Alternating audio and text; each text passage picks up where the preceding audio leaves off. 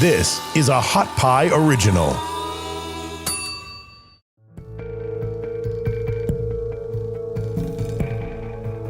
Welcome back, everyone, to another episode of the Inhumane podcast, episode 25 to be exact. And this is part 2, where we scratch the surface about ONLYFans. So if you have not listened to part 1, you want to make sure to go back and listen to that, because this is a pop culture phenomenon and you need to know about it. So go back, listen to part 1. And now we'll just go ahead and get started. Let's get back to Bella Thorne about celebrities, and then I'm gonna circle back to this for sure. Now, let's see. Cinnamon Love, she also said that her privilege puts her in a position where she doesn't even get to experience the kind of harm that happens to sex workers every day by using these platforms to make a living.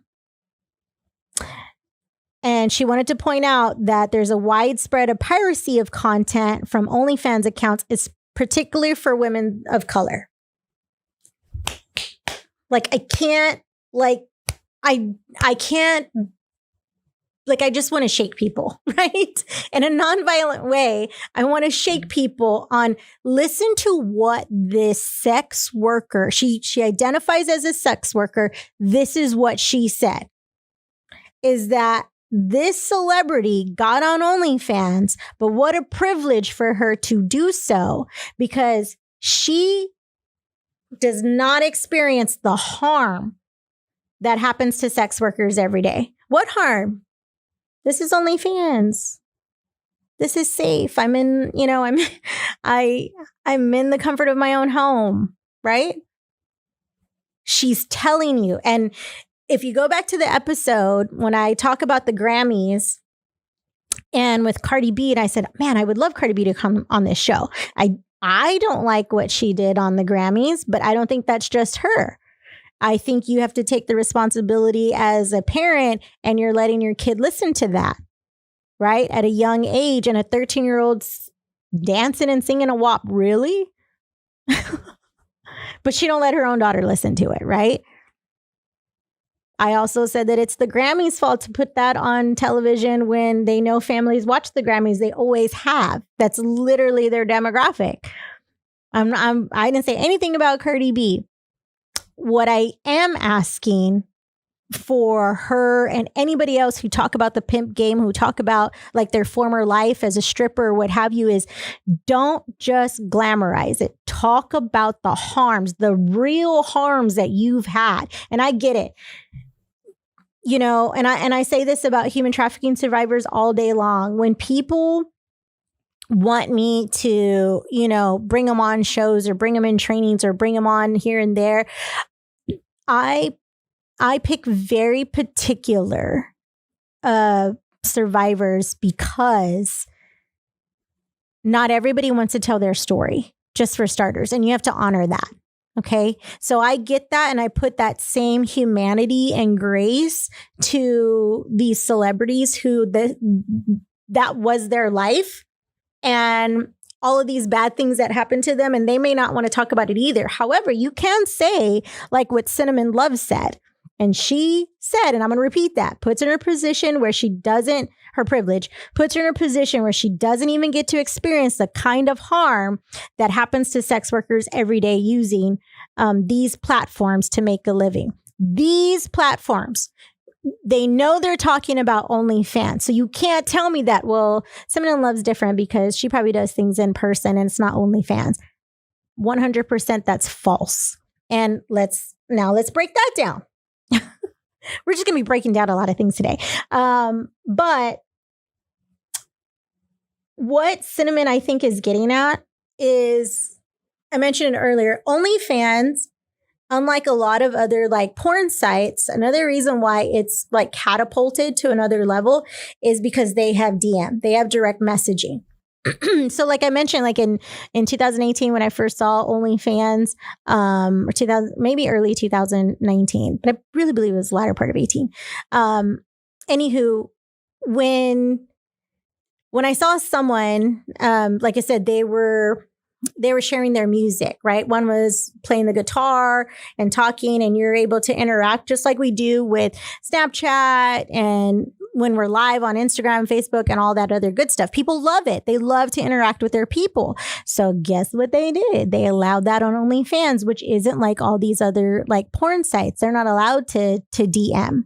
So you've put people in a really dangerous space.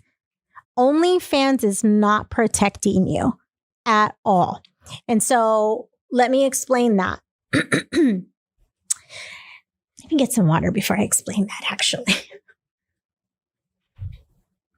So there's a conference going on, Counter Anti-Human Trafficking.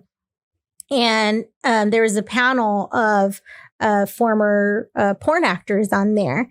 And one of the women, and I'm so sorry, her name is escaping me and I wasn't even going to bring her up, but it just popped into my head. She talked about one of the things that changed for her was there was a fan and he found her or what have you, and he realized that once he met her, like his fantasy kind of just went ksh, right? Because she wasn't portraying herself as that person in the films that he's been watching. And I don't know if that, she didn't get too much into detail. So I don't know if that part that he was just crushed with his fantasy, and this guy was married and had children. But anywho, something triggered him and then he actually killed himself. And it had to do with the porn. Now, I don't know if he had like tried to leave his wife for her, thinking that that was a possibility or what. I don't know too much of the specifics, but she said that changed her and crushed her. And that's when she realized like she affected a marriage, and he was the father of kids, and those kids grew up without a father now, and so on and so forth. So they talked about, right, also like the stalking.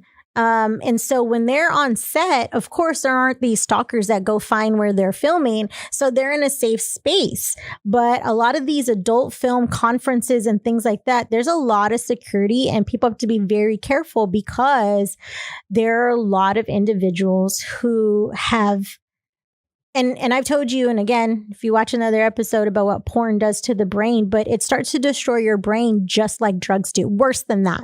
And I've shown you pictures. If you look at like episode 1 and episode 2 of the Inhumane podcast, we talk about that. And so these people, they believe in this fantasy and they'll do anything to be with this person.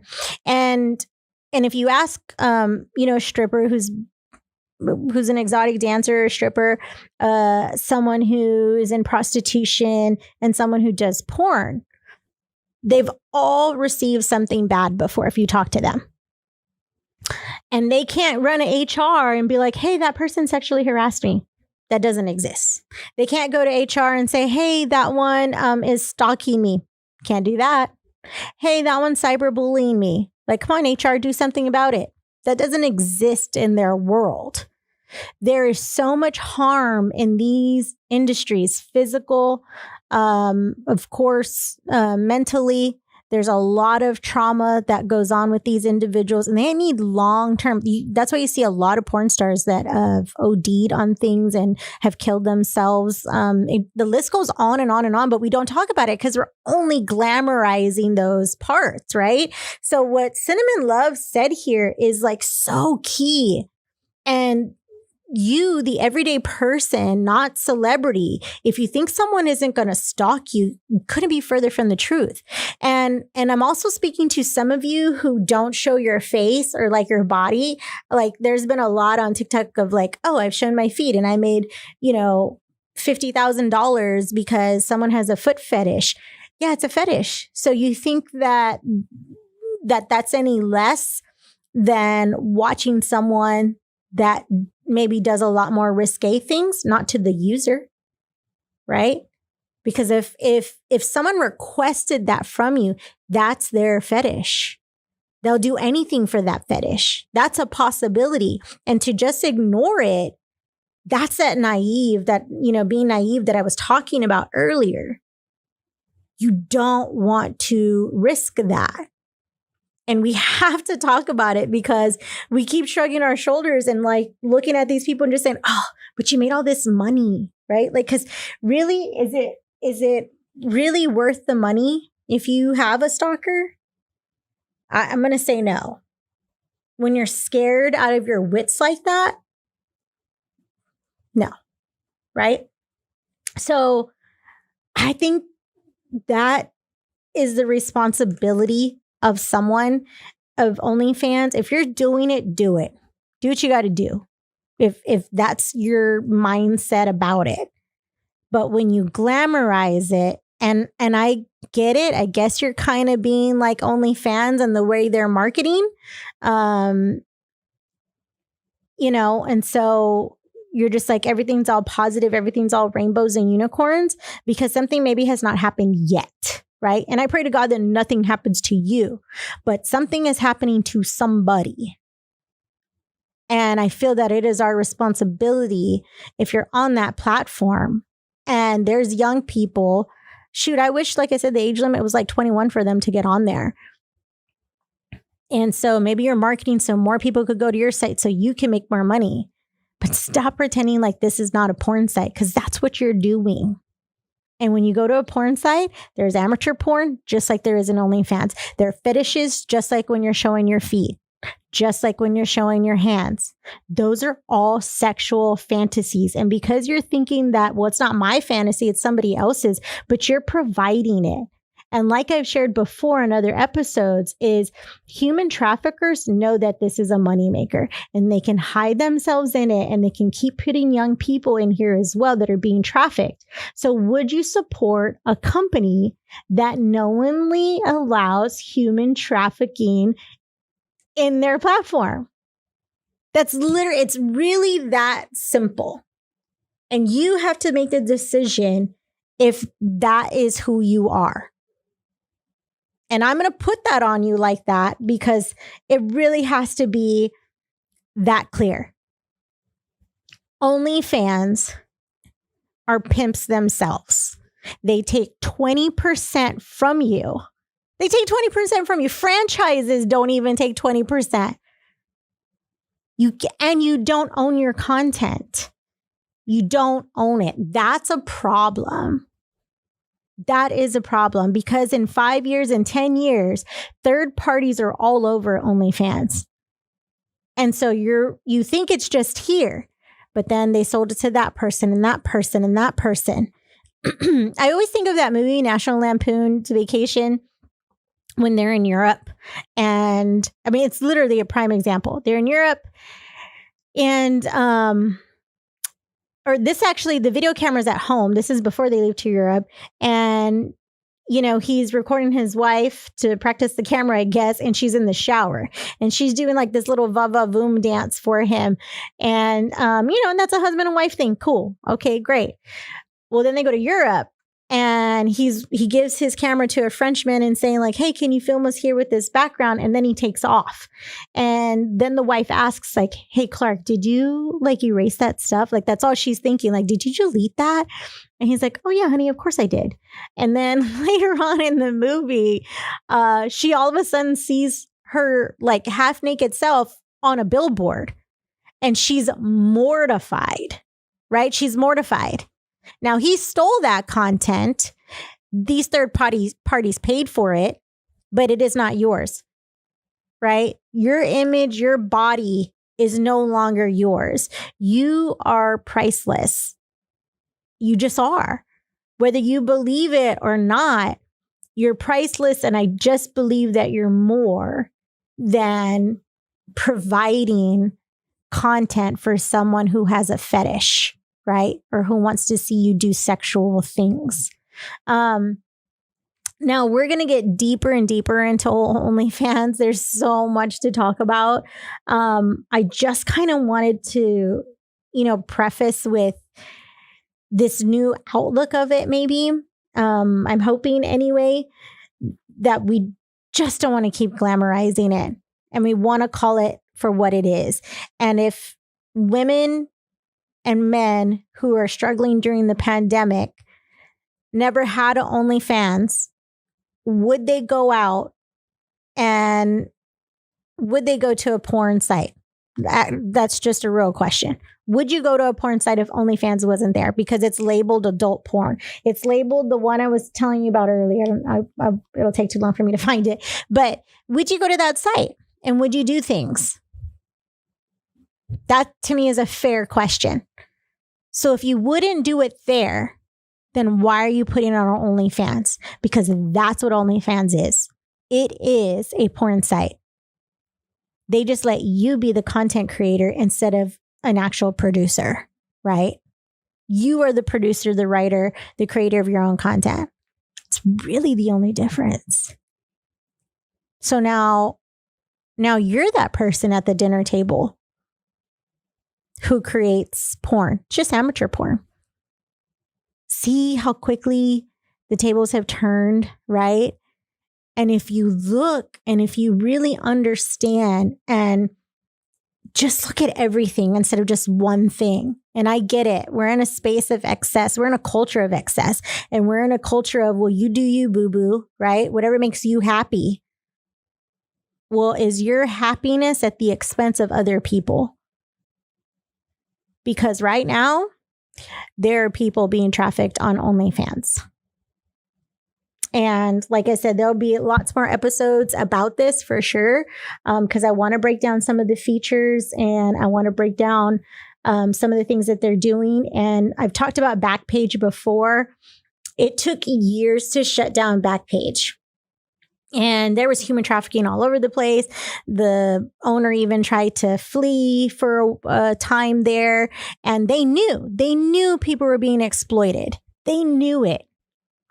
And they allowed it to happen and they didn't check things, just like OnlyFans isn't.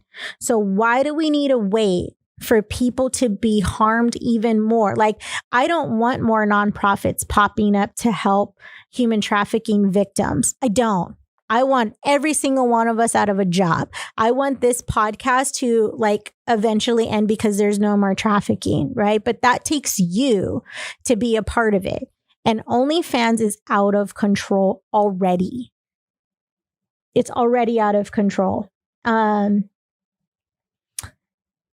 Yeah, it's already out of control. And I actually have a lot more of quotes and some of the advertising that I want to talk to you about OnlyFans. It's great stuff. But we'll do this on another episode. I definitely want to talk about Belle Delphine. She was on OnlyFans and then they discovered that she was underage. Lo and behold. And now she has come back now that she is of age. And I want to talk about attention and validation and all that good stuff. And so you're going to hear that on the next episode when we come back. But I think the one thing, at least the call to action for this episode is, I think I want you to answer the question to yourself. Is producing amateur porn, is that worth any money? And is that worth your long-term health? I think that is the number one question, because when you're having a discussion with someone and they bring up OnlyFans, I think that's a question to bring up to them as well, because we have to change this mindset that OnlyFans is like Snapchat or it's like Instagram, because it's not, not at all. So, my call to actions for this episode is really like planting that seed, because when you come at people and just say like, OnlyFans is a porn site, blah, blah, blah, blah, blah, you're not going to get through anybody, right? And I know that for sure. I am not this vigilante on a soapbox and want everyone to feel shame and guilt. No, I want you to look at it from a different lens and a different perspective. So that's my question to you. And when you are talking to someone about OnlyFans, and talk to young people in OnlyFans and get information from them. What are their thoughts about OnlyFans? What do they think about it? Who do they know that's on there? Start asking questions, because in order to change people's mindsets, and granted, you can't make them. However, if you understand where they're coming from, then you're able to have a conversation that they can relate to, right? So I think this is OnlyFans is like, we got to do this like planting seeds. Like, I just can't come at people. And I don't want you to come at people too. But as I said, in our next episode, I'm going to give you some more harder actions. I'm going to, a couple of letters and things like that we're going to put up, as well as talk about and put up on our social media, so that you can send to your own attorney generals. Because like I mentioned, Backpage did so much damage to people when they said, oh my gosh, this is just a regular site. There's no porn, or that's if they choose to do so. Not true. And it took like 6 to 7 years to finally prosecute and shut that down. We don't want any more people hurt. And OnlyFans, they always find loopholes. Is a loophole. And we need to shut this down before it harms any more people. So make sure you come back and listen to our other episodes about OnlyFans. Thanks so much, and we'll see you next time. Thanks for listening. You can find more episodes and all other Hot Pie Media originals baked fresh daily at our home on the web at hotpiemedia.com, the Hot Pie Media YouTube channel, or wherever you listen to podcasts.